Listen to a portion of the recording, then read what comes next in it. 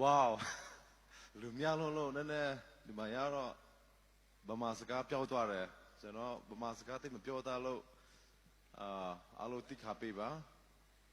ကျွန်တော်ကချီပီနယ်ကဒီလိုင်းလေးပြည်မျိုးမချခင်မှာမျိုးရခဲ့တဲ့နေရာနဲ့လာတဲ့လူဖြစ်ပါတယ်ကျွန်တော်တို့ဒီရာကုန်မှာဆယ်ရာလာတက်ခဲ့ပါတယ်90ခုကအဲ့တော့ဆိုရင်ကျွန်တော်တို့ဒီမှာကျွန်တော်နေတဲ့နေရာကနေပြီးတော့ရာကုန်လာဖို့2ပါးလောက်ကြာပါတယ်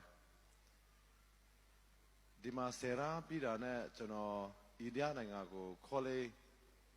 နိုင်ငံခြားပြန်တော့တက်ခဲ့ပါတယ်ဖះကမျက်နှာตาပေးလို့အမေးနီးယားနိုင်ငံကိုစိတ်တက်ကတူတဲခွေရခဲ့တယ်ပိုက်စာမရှိလို့ကျွန်တော်တို့ရွာကလူတွေကနေပြီးတော့ချက်ဒီဝဲဒီပေးတယ်အဲ့ဒါနဲ့ကျွန်တော်စိတ်တက်ကတူကိုတွားတက်လိုက်တော့ပထမနေ့မှာပိုက်စာပြတ်သွားတယ်မရှိတော့ဘူးစိတ်တက်ကတူကနေပြီးတော့ကျွန်တော်ကိုမွေးတဲ့နေရာမွေးပေးတဲ့ဆရာဝန်နာမည်အဲ့လို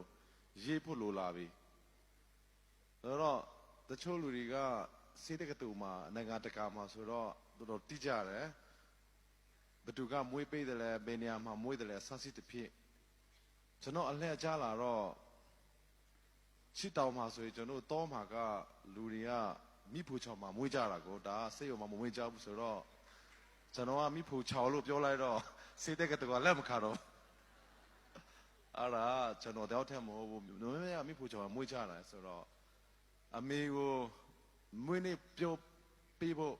အမေကိုမေးတယ်အမေကလည်း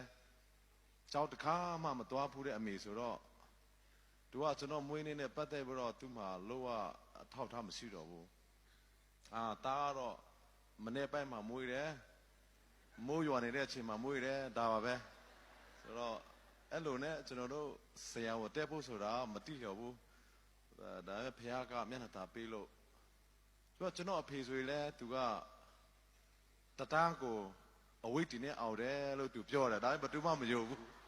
ဘလို့တဲ့တတန်းကိုဝိတ်တင်နဲ့အောင်တယ်လေဒါပေမဲ့အဖေနဲ့အမေကယူချီချင်းတော်ကြီးမားတဲ့အဖေကြီးဖြစ်နေအမေကြီးဖြစ်နေအဖေကဆိုရင်တော့အဲ့တို့ကချစ်တောင်မှာတရားဟောပြီးတော့သူကတော်များများရွာပေါင်း1200ကျော်ကိုသူသွားပြီးတော့တရားဟောခဲ့တယ်အဲ့လိုနဲ့ပိတ်ကားချစ်ကိုသူဟောတယ်ကျွန်တော်တို့ရွာမှာဆိုရင်တို့ကဘုရားကျောင်းမဆောင်းနိုင်လို့အဖေကစိန်ခေါ်တယ်ကျွန်တော်တီးထောင်းလူကြီးတွေအိမ်ကိုလာပြီးတော့တစ်ခုပဲယူမယ်ပစ္စည်းတစ်ခုပဲယူမယ်တီးထောင်းလူကြီးတွေကကျွန်တော်အိမ်ကိုလာပြီးတော့10ခုယူပါအဲ့ဒါနဲ့ကိုဘုရားကျောင်းစောင့်မယ်အဲ့လိုပူစာနဲ့တူသွားတာ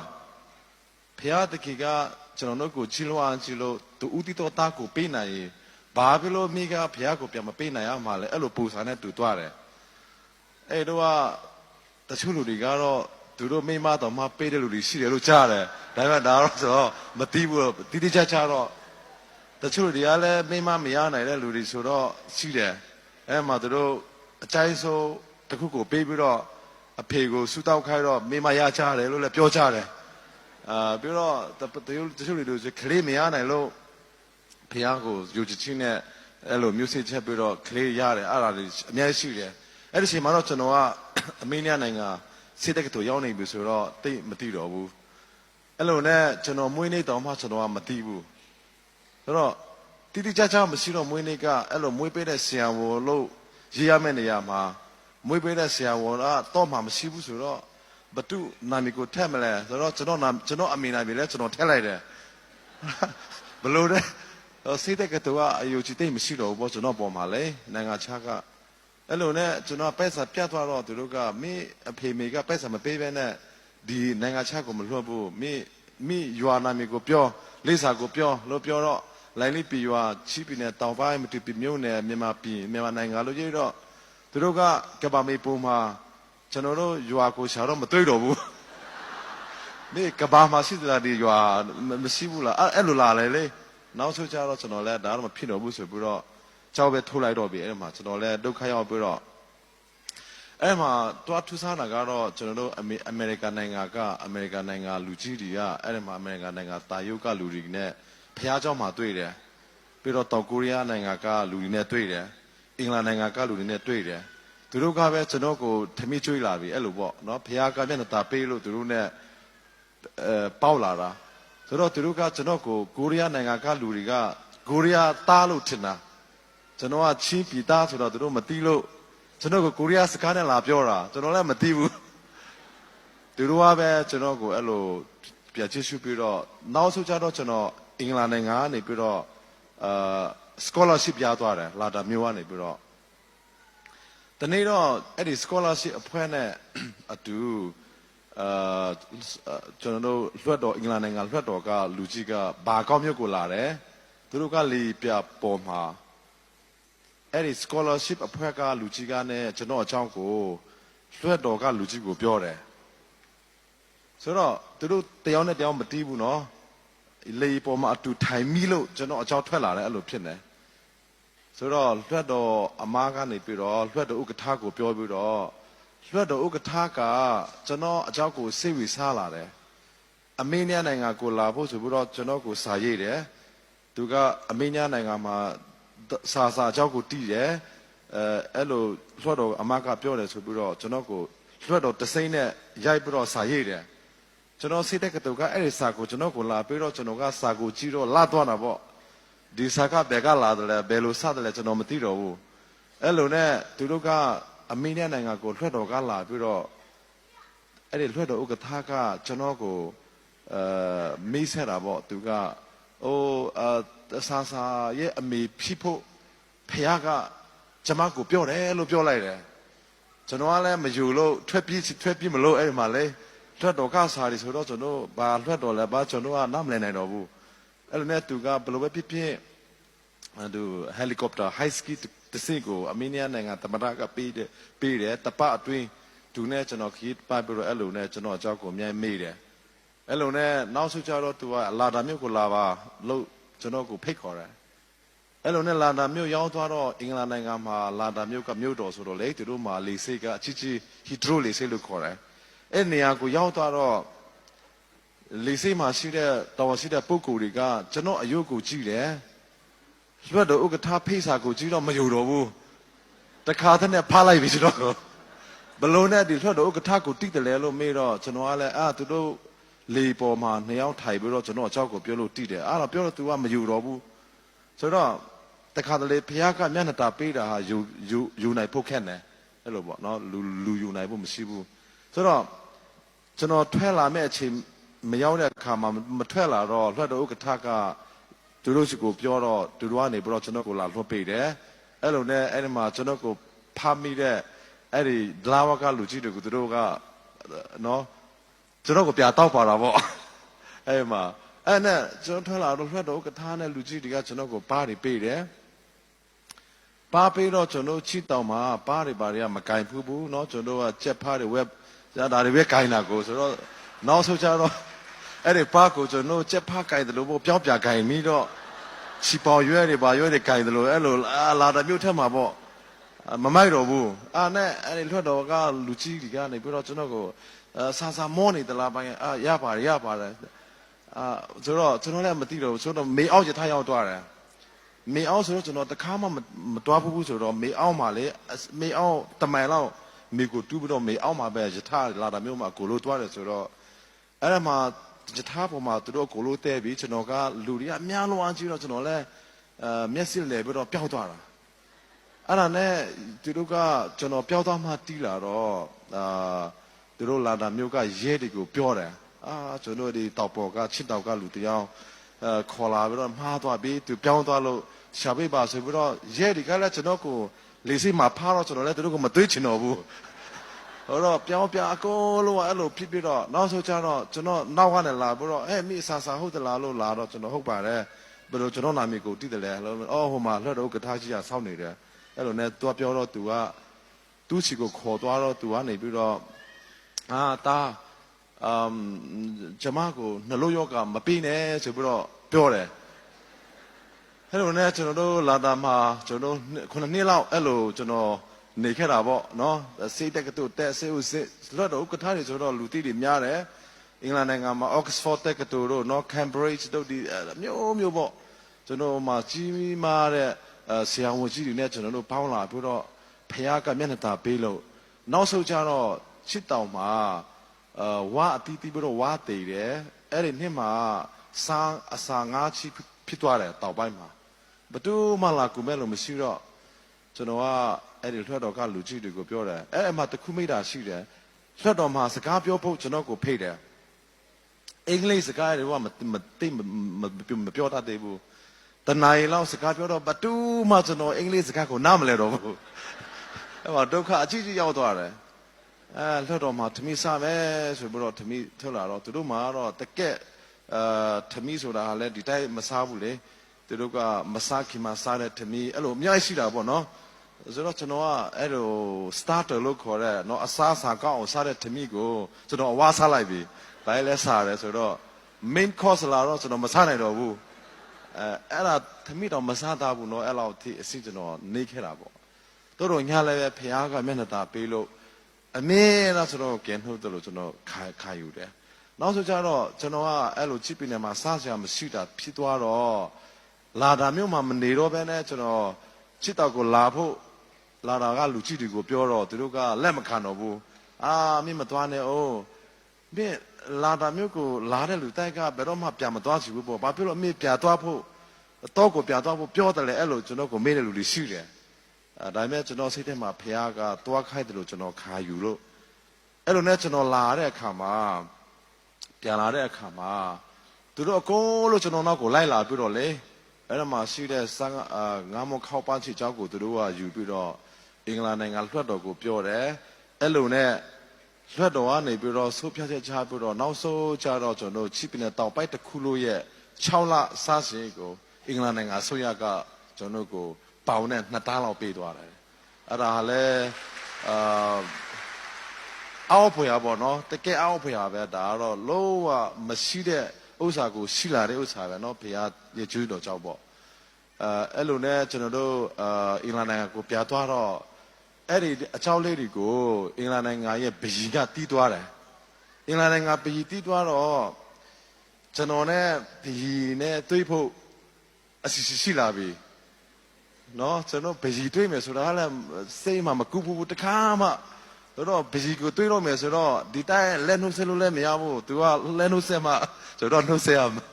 တပတ်လောက်လေ့ကျင့်ရမှာကိုနော်အနေထိုင်ရဘလို့ဒီတိုင်းမရဘူးလေဒီမှာတော့ဆရာဒေဗလာနဲ့ကျွန်တော်ကလည်းနှုတ်ဆက်လို့ရတယ်လေဒါနားတော်မှမရတော့ဘူးချစ်တော်မှနားတော်လည်းမရှိဘူးဆိုတော့ဘယ်မြန်မာနိုင်ငံမှာဆိုနားတော်ကမန္တလေးမှာတခုရှိတယ်ဒါပေမဲ့အတုံးမပြုတ်တော့ဘူးပေါ့နော်ဒါကတော့ဆိုတော့နားတော်မှာဘလို့နေလဲဘလို့ထိုင်မလဲဆိုတာကလည်းတော်ခက်တယ်ဒါမလွယ်ဘူးဆိုတော့အဲ့လိုနဲ့သူနဲ့တွေ့တော့သူကသူ့ဦးလေးဖြစ်တဲ့ Lord Mountbatten မောမြန်မာနိုင်ငံအဲ့ဒီအင်္ဂလန်နိုင်ငံအင်္ဂလိပ်လက်ထက်မှာရောက်တော့ကနော် Lord Mountbatten လို့ခေါ်တယ်မြန်မာတမိုင်းမှာတော့အများကြီးသိကြမှာပဲဒါတမိုင်းမှာရှိတဲ့ပုဂ္ဂိုလ်ပေါ့ဒါသူ့ရဲ့ဦးလေးသူ့အချောက်ကိုပြောတယ်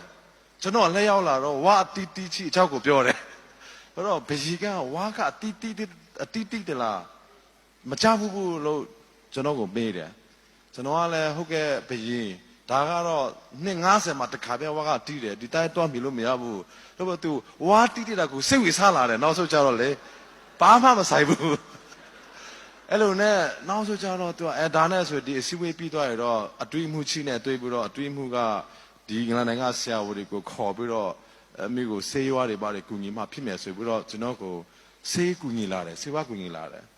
အဲ့ဒီဆေးတွေကလည်းအထိုးတွေများလိုက်တော့ဟီဒရိုလေဆေးမှရောက်လာတော့ KG 200ကျော်နေပြီလေဆေးကသူလေကခွပြတာက20ကျော်လောက်ပဲခွပြတယ်ဆိုတော့ဒီလောက်များတဲ့ဆေးကဘယ်ကလာတယ်လဲဆိုတော့ရဲတွေကလည်းလာဆေးပြီဆိုတော့ကျွန်တော်လည်းရဲတွေနဲ့မတွေးချင်တော့ဘူးတွေးတာများလို့ပြီဆိုတော့ဒီစိတ်ကမင်းကဘီနဲ့တွေးလိုက်တယ်ကြည့်ဒီမှာဓာတ်ပူကြည့်ဘီနဲ့တွေးလိုက်တယ်နော်အော်သွားဆိုပြီးတော့ကျွန်တော်ကိုခွပြလိုက်တယ်အဲ့လိုနဲ့ဆိုတော့ကျွန်တော်ပြန်လာပြီးတော့ချစ်တော်မှာဆေးကူးတော့တနေ့ကိုလူနာ900လောက်လာတယ်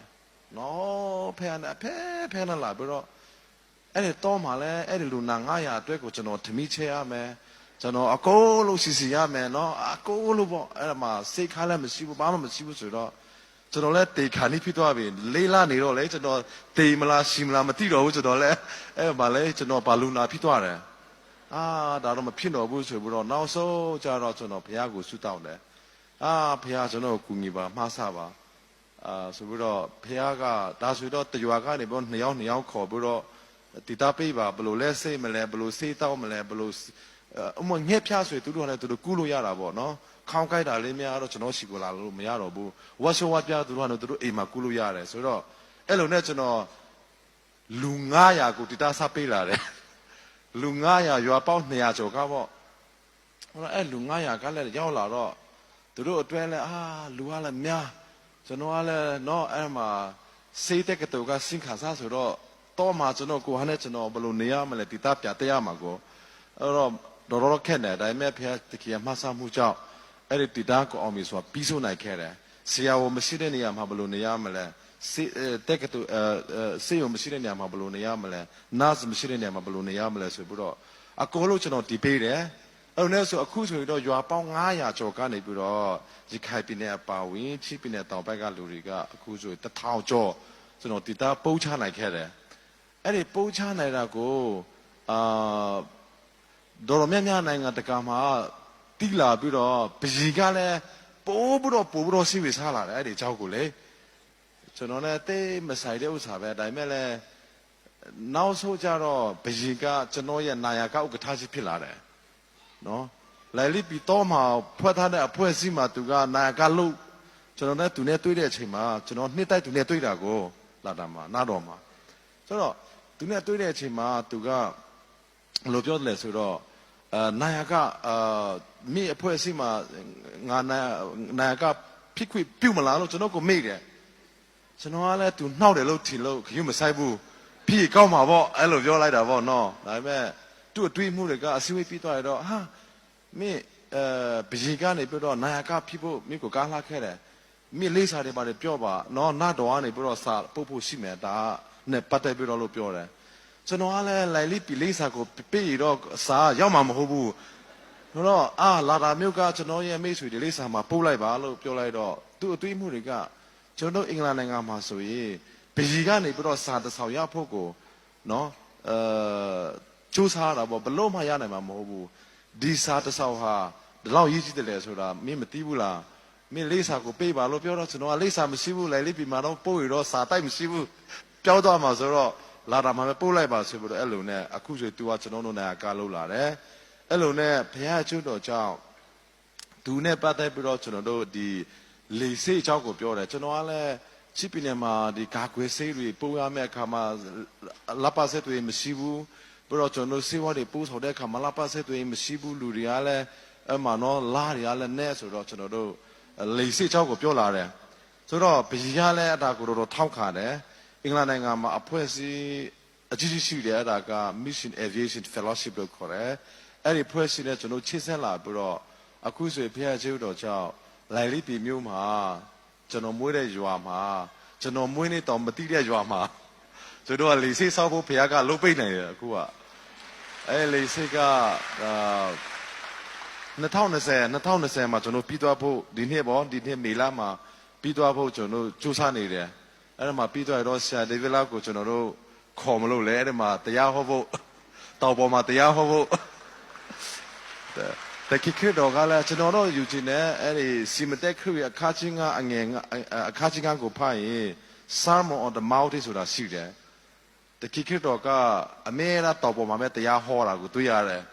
ဆိုတော့ကျွန်တော်ထင်တယ်တခိခေတော့ကတောင်ပေါ်တားဖြစ်မယ်လို့ကျွန်တော်ထင်တယ်နော်သူကတောင်ပေါ်မှာပဲငါးတွေကိုနော်ငါးနှကောင်တဲ့ပေါင်မုံငါးချက်ကိုငါးထောင်ဆောင်တောင်ပေါ်မှာပဲဒါလှုပ်သွားတာနော်ဒါဆိုတော့တခိခေတော့ဟာတောင်ပေါ်တားဖြစ်တယ်ဆိုတာအဲ့မှာအထောက်ထားရှိတယ်ဆိုတော့ဆရာဒေးဗစ်လာကတောင်ပေါ်မလာတော့မဖြစ်တော့ဘူးတောင်ပေါ်ကိုလာအောင်မှာတခိခေတော်လို့ပေါ့နော်ပြီးတော့တခိခေတော်ကအမေရာတောင်ကိုတဲ့တယ်ဘယ်တော့မှအောက်ကိုမစစ်ဘူးအဲ့ဒါတော့ဒေချတယ်ပြီးတော့တခုကကျွန်တော်ထင်တာကအာဗြဟံလည်းတောင်ပေါ်တားဖြစ်မယ်လို့ထင်တယ်အဲ့တော့အာဗြဟံကအမေရာဖျားတကင်းနဲ့စာချုပ်ချုပ်ရလေတောင်ပေါ်မှာမဲ့စာချုပ်ချုပ်တာ ဆိုတော့မြန်မာနိုင်ငံရဲ့ဘီလိုစာချုပ်ကမေပြမှာချုပ်မိလို့လားမသိဘူးအခုတည်းကမြန်မာနိုင်ငံမငေးချနိုင်တာအဲ့ဒါစာချုပ်ချုပ်တဲ့နေရာမှားသွားလို့တောက်ပေါ်မှာမချုပ်လို့ဆိုတော့တခုအာဗြဟံလည်းတောက်ပေါ်သားဖြစ်မယ်လို့ထင်တယ်ပြီးတော့ကျွန်တော်တို့အခုမိုးဆက်ပေါ့နော်ဒီချာစာမှာတကယ်ကြီးတဲ့ပုဂ္ဂိုလ်ပေါ့မိုးဆက်ဆိုရင်လည်းဒီ Ten Commandment နော်ပညာတော်10ပါးကိုတောက်ပေါ်မှာယူတာနော်မေပြမယူဆိုတော့တောက်ပေါ်ကထူးခြားချက်တွေရှိတယ်ပြီးတော့နောအာတီဘောကကျွန်တော်စိတ်တကယ်တဲတဲ့နိုင်ငံအမေနဲ့နိုင်ငံမှာပဲအာရာရတ်မောက်တေးဆိုတာရှိတယ်အဲ့အာရာရတ်မောက်တေးမှာပဲနောအာတီဘောကစစ်တဲ့အခုတည်းကျွန်တော်နေ့တိုင်းသွားပြီးတော့ကျွန်တော်တွားကြည့်လို့ရှိတယ်ဆိုတော့နောအားလဲတောက်ပေါ်သားပဲတောက်ပေါ်မှာပဲစစ်လာတာသူကဆိုတော့မောဆက်လည်းတောင်ပေါ်သားပြီးတော့နော်ကျွန်တော်တို့ဒီအာဗြဟံလည်းတောင်ပေါ်သားတခိခရစ်တော်အပါဝေဆိုတော့ကျွန်တော်ဒီတောင်ပေါ်မှာလေဆိပ်ဆောက်တော့တော်အထူးဆန်းတယ်အဲ့ဒီမှာတောင်ဖြူရမှာနော်မလွယ်ဘူးဒါပေမဲ့ကြားစာမှာပါတွေ့တယ်လေဆိုတော့ယူချီချီရှိတောင်ရွှေ့လို့ရတယ်ဆိုတာပါတယ်ဆိုတော့ပါစတာမဟုတ်တော့အဲ့ဒါဘယ်ချပိုက်မှလည်းကျွန်တော်မသိဘူးဒါပေမဲ့ကုနိကွာရှာချပါတာတော့နော်လွယ်လေးပဲဒါပေမဲ့ဘယ်ပိုက်မှလည်းမသိဘူးဒါပေမဲ့ယူချီချီတောင်ကိုရွှေ့လို့ရတယ်ဆိုတာပါတယ်ဆိုတော့ကျွန်တော်တို့တော့ရွာလေးမှာတောင်ကိုရွှေ့နေတယ်ဆိုတာရန်ကုန်မြို့ကမရွှေ့နိုင်တဲ့တောင်ကိုချစ်တောင်မှာရွာကရွှေ့နေတယ်ဆိုတာဟာလည်းတကယ်တော့နော်အောက်ဖွယ်ရပဲဘုရားတကယ်အောက်ဖွယ်ရပဲဆိုတော့ဒါမကောက်ဘူးလိုက်လိပလီစိတ်ပြီးသွားရလေတိတိမလဲလို့ဖို့ကျွန်တော်တို့ကစီစီနေတယ်တိတိဟာခါဆူတောင်းနေတာပေါ့နော်ပြီးတော့ကျွန်တော်ပလဲဝပြီးတော့ကပ်လက်မိသားဆိုတော့အဲ့ဒါပြီးသွားရင်ကျွန်တော်ကလေစိတ်ကို9ခုလောက်လို့ဖို့နောက်ထပ်တောင်30လောက်ဖြိုဖို့ဆွေးဖို့ကျွန်တော်ကအခုဆူတောင်းနေတယ်ဆိုတော့အဲ့ဒါဒီပြီးသွားရင်နောက်ဆုံးဖြစ်နေချစ်ပြနေဟာပထမဆုံးဖြစ်လာမယ်လို့ယူချင်တယ်နော်ဒါဖះကျုပ်တော်ကြောင့်ပေါ့ဆိုတော့အဲ့ဒါမှကျွန်တော်ခုဆိုရင်အဲ့ဒါဒီပြီးသွားရတော့မြန်မာနိုင်ငံတခုလို့လဲအောင်းပေါ်ရဘုရားကိုမှီပြီးတော့လေချစ်ပြနေရနေပြီးတော့ကျွန်တော်ကချီပြနေရှားပြနေကီပြနေမူပြနေရခိုင်ပြနေနော်ကျွန်တော်မြန်မာနိုင်ငံတခုလို့ကိုဒါတွေဟာပြန့်နှားသွားလိမ့်မယ်လို့ကျွန်တော်တရားမှတရားယူခြင်းတယ်ဖြစ်လာမှာပဲနော်တိုးတဲမှုဆိုတာဟာတော့ဒါဖះလက်ထက်မှာရှိတယ်ဘရောခုကကျွန်တော်ဒီကဘာဘာကဥက္ကဋ္ဌလဲကျွန်တော်ရဲ့မိတ်ဆွေကြီးဖြစ်လာတယ်အောက်ဖះကောင်းတာကလေဒီကဘာဘာဥက္ကဋ္ဌကအမေနီးယားလူမျိုးဖြစ်နေတယ်လေကျွန်တော်အမေနီးယားမှာဖះကဆက်ရှိနေအလွန်မှာပုတ်ထားတာကအချင်းနေမဟုတ်ဘူးဖះအစီစီကြောက်ကျွန်တော်အမေနီးယားကိုရောက်သွားတာဖြစ်နေအင်္ဂလန်နိုင်ငံရောက်သွားတာဟာလဲကျွန်တော်ဘီနဲ့တွေ့ဖို့ပဲရောက်သွားတာပါတယ်နော်တွေ့တော့ဥက္ကဋ္ဌနဲ့တွေ့ဖို့ပြီးတော့အခုကဘာဘာကနေပြီးတော့ကလေးမျိုးနဲ့ဟာခကြလာဖောက်ဖို့ကိုသူတို့ကအမေရိကန်ဒေါ်လာနဲ့ဆိုတော့62တက်သူတို့ကနော်ထိုးပေးထားတယ်ဒါရအလို့ဟာလဲတကယ်တော့ဖះအောက်ဖះလို့ပေးတာပေါ့ဆိုတော့ဘလို့ပဲဖြစ်ကျွန်တော်ကဒီနောက်ဆုံးအနေနဲ့ကျွန်တော်ပြောလိုတာကတော့အခုကျွန်တော်တို့မျက်နှာตาပေးနေတဲ့ဖះဟာအသက်ရှင်တော့ဖះဖြစ်တယ်နော်မြန်မာနိုင်ငံတခုလို့ကိုချင်းတဲ့ဖះဖြစ်တယ်မြန်မာနိုင်ငံတခုလို့ကိုကောင်းချီးပေးခြင်းနဲ့ဖះဖြစ်တယ်အဲ့ဒီကောင်းချီးဟာတော့ကျွန်တော်ထင်တာကတော့အဲ့ဒီကောင်းချီးလေရီတခွန်လော်ပီတာရီတခွန်လို့ပေါ့အဲ့လိုတားမီးလို့မရတဲ့ကောင်းချီးလို့ကျွန်တော်မိထားတယ်ဒါကျွန်တော်မြန်မာနိုင်ငံတခုလို့မှရှိတဲ့ကျွန်တော်ယူကြည်သူတွေကဒီထက်မကဖះကိုဆက်ကားဖို့လိုတယ်ဒီထက်မကဖះကိုယူကြည်ဖို့လိုတယ်ဒီထက်မကကျွန်တော်ရှိလို့ဖို့လိုတယ်ဘရောကျွန်တော်လည်းထင်တယ်ဆရာဒေးဗစ်လာနဲ့ကျွန်တော်တို့နဲ့အတူပေါင်းပြီးတော့တွားနိုင်တဲ့နေရာတိုင်းမှာပြည်နယ်တစ်ခုပြီးတစ်ခုတွားမယ်တိုင်းတစ်ခုပြီးတစ်ခုတွားပြီးတော့အဲ့လိုနဲ့ကျွန်တော်ဖះရဲ့နှုတ်ကပတော်ဖះရဲ့ကျေးဇူးတော်ကိုဝေမျှပြီးတော့နောက်ဆုံးကျတော့မြန်မာပြည်ကြီးဟာမြန်မာနိုင်ငံတနိုင်ငံအတွက်မဟုတ်ဘူးမြန်မာပြည်ကြီးဟာအာရှတိုက်တစ်ခုလုံးအတွက်ကောက်ချစ်ဖြစ်လာမယ်လို့ကျွန်တော်ယူချင်တယ်တရားမှတရားဖြစ်လာမှာပဲကျွန်တော်တို့စင်ကာပူကိုတွားတယ်ကျွန်တော်အမေရိကတွားတယ်အင်္ဂလန်နိုင်ငံတွားတယ်ဥရောပတိုက်တွားတယ်ဩစတြေးလျတွားတယ်ဒီတွားတဲ့နေရာတိုင်းမှာကျွန်တော်ရဲ့မိတ်ဆွေတွေပေါ့နော်ဒီနိုင်ငံကလူကြီးတွေပေါ့သူတို့အကုန်လုံးပြောတယ်မြန်မာနိုင်ငံဆိုတာဟာတဲ့နှစ်ပေါင်း90မှာအာရှတိုက်ရဲ့ထမီးအုပ်ဖြစ်နေတဲ့ဆိုတော့အဲ့ဒီအာရှတိုက်ရဲ့ထမီးအုပ်ဖြစ်တဲ့နိုင်ငံဟာဒီနေ့ကျတော့ဖះက အာရှတိုင်းတာမကားပိုင်နဲ့တကဘာလို့အတွက်ထမီအိုးဖိဖို့ဖះကမြန်မာနိုင်ငံကိုကောက်ကြည့်ပေးပြီးသားဖြစ်နေတဲ့ဆိုတော့ကျွန်တော်အနေနဲ့လည်း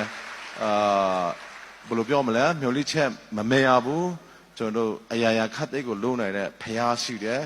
အရာခတ်သိကိုလုံးနိုင်တဲ့တခိခက်တော့အဖြစ်အကုန်လုံးဟာဖြစ်လာမယ်လို့ကျွန်တော်တရားမှတရားယူကြည့်နေကျွန်တော်မွေးနေ့တောင်မတီးတဲ့လူတယောက်ကအပီပီဆရာမှာတီးသွားတဲ့ဆရာကိုဖြစ်လာနိုင်ရင်နော်တခြားဟာတွေကတော့မဖြစ်လာနိုင်ဆရာအကြောင်းမရှိဘူးအကုန်လုံးဖြစ်နိုင်တယ်ဆိုတာကျွန်တော်တက်တယ်ခါလိုက်တာပါနော်ဘယ်တော့ကျွန်တော်တာမကားဘူးကျွန်တော်အောက်မှာရှိတဲ့တောကလူတွေကို10ယောက်ကိုကျွန်တော်တို့ဆရာဝန်တက်ခိုင်းဖို့နိုင်ငံတကာမှာသူတို့လည်းဆရာဝန်ပြီးသွားပြီစိတ်တက်ကတူပြီးသွားပြီနော်ဆိုတော့ဒါတွေအားလုံးပြီးတော့ engineer 9ယောက်လည်းပါတယ်ပြီးတော့ကျွန်တော်နိုင်ငံခြားပညာတော်တီကိုကျွန်တော်တို့အယောက်100 3လောက်လွှတ်လိုက်ပြီသူတို့ကလည်းစိတ်တက်ကတူတို့ engineer တို့တဲပြီးတော့သူတို့ကပြလာနေပြီတယောက်ပြီးတယောက်အဒါတွေကိုကြည့်ကြည့်အဖြစ်ဘုရားသခင်ဟာမြန်မာနိုင်ငံတစ်ခုလုံးမှာထီရှားရှားလှုပ်ရှားနေတယ်ဆိုတာကိုကျွန်တော်မြင်တယ်ဆိုတော့ကျွန်တော်ထင်တာဒီဆရာနေဗီလာကမြန်မာနိုင်ငံအတွက်ဖះကတူကိုတိုးပြထားတယ်